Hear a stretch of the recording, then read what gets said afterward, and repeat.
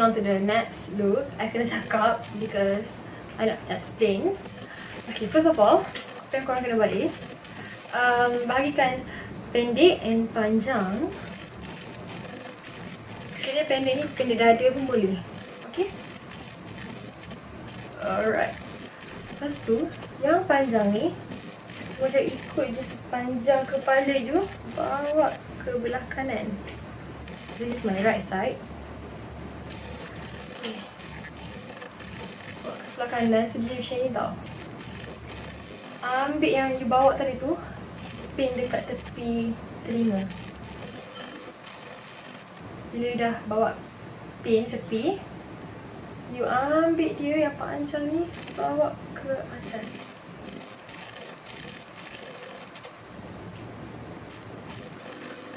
Just the pin.